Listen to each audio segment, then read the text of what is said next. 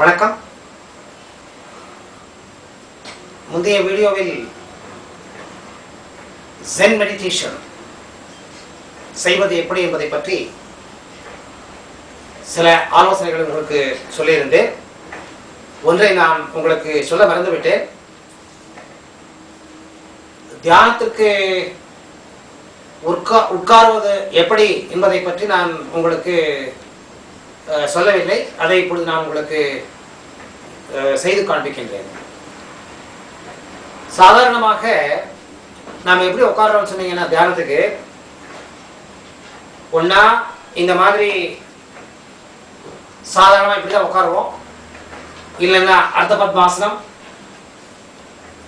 இல்லைன்னா பத்மாசனம், இல்லைன்னா சித்தாசனம், இல்லைன்னா பர்மீஸ். இப்படி காலை போட்டுக்கிட்டு இப்படி வச்சுட்டு உட்காரும். இது பர்மீஸ் சிஸ்டம். இது வச்சுங்களா? இப்ப என்னன்னு கேட்டீங்கன்னா, இந்த சாதாரணமாக இந்த புத்திஸ்ட் மெடிடேஷன் டெக்னிக்ஸ்ல இந்த மாதிரி ஏதாவது ஒரு குஷனை யூஸ் பண்றாங்க பாருங்க. இந்த மாதிரி குஷன், இல்லைன்னா தப்புமா இருக்கிற இந்த குஷனை வச்சுட்டு அது மேல இப்படி ஒரு இதை வச்சு அதை மேல நாம உட்காரணும்.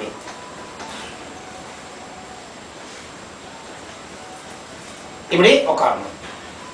ஒன்னா இந்த மாதிரி உட்காருங்க, இல்ல அர்த்த பத்மாசனம் போட்டு உட்காருங்க. இப்படி உட்கார்ந்தீங்கன்னா என்ன பிளஸ் பாயிண்ட் கேட்டீங்கன்னா, உடம்பு கீழே இருக்கும், முதுகு மேல இருக்கும். உடம்பு அதாவது உங்க கால் பகுதி கீழே இருக்கும், இந்த ஹிப்பு பகுதி இந்த இது மேல உட்காந்துக்கும். இப்படி சர்காம்பரையில உட்கார்ந்த மாதிரி கீழே போட்டு உட்காந்துருங்க. கையை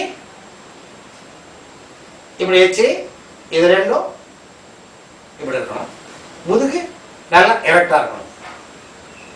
பாடி ரிலாக்ஸ்டா இருக்கணும். பட் முதுகு மாத்திரம் ஸ்ட்ரைட்டா இருக்கணும். முதுகெலும்பு ஸ்ட்ரைட்டா இருக்கணும். இதுதான் பேசிக். இருக்கு. சரி, கரெக்டா உட்கார்ந்துருக்கீங்க. கண்ணு நான் உங்களுக்கு சொல்லியிருக்கேன், கண்ணை திறந்து உட்கார்றது உங்களுக்கு ப்ராப்ளம் இருக்கு அப்படின்னு சொன்னா கண்ணை மூடிக்கலாம். சில பேருக்கு கண்ணை மூடுனா யோசனைகள் இந்த பக்கம் அந்த பக்கம் போகுதுங்கிறது ப்ராப்ளம் இருந்ததுன்னா கண்ணை திறந்து 45 டிகிரி, அதுக்குன்னு கழுத்தை மடக்கக்கூடாது. இது ஸ்ட்ரைட்டா தான் இருக்கணும். கண்ணு மாத்திரம் தான் கீழே வரணும். கழுத்து ஸ்ட்ரைட்டா இருக்கணும். கண்ணு மாத்திரம் ஒரு 45 டிகிரி ஆங்கிள், இப்படி ஒரு ட்ரையாங்கிள் போட்ட மாதிரி.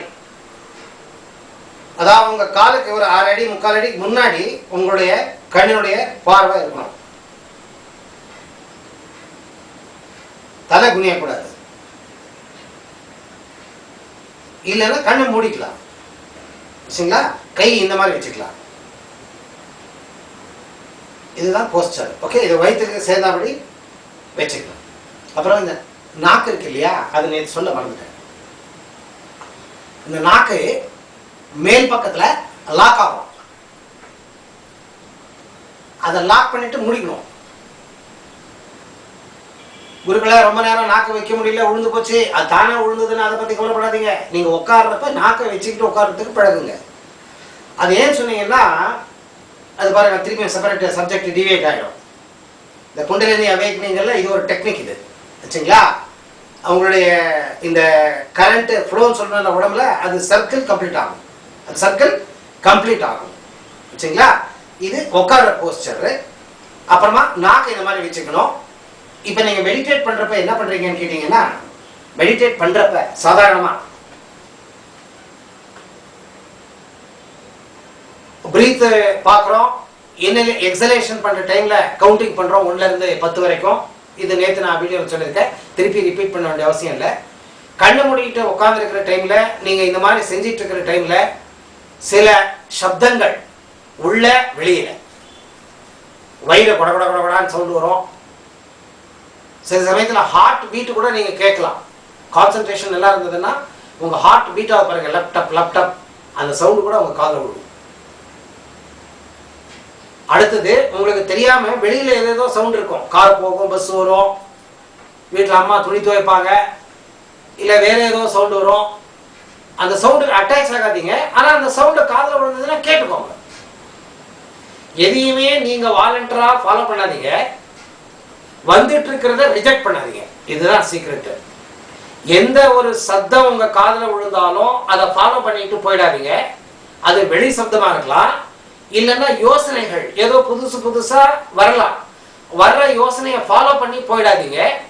அதுக்குன்னு அந்த வர்ற யோசனையை ரிஜெக்ட் பண்ணாதீங்க. வாரண்டரா ரிஜெக்டும் பண்ணாதீங்க, ஃபாலோவும் பண்ணாதீங்க. Just ignore. ரிஜெக்டும் பண்ணாதீங்க, ஃபாலோவும் பண்ணாதீங்க.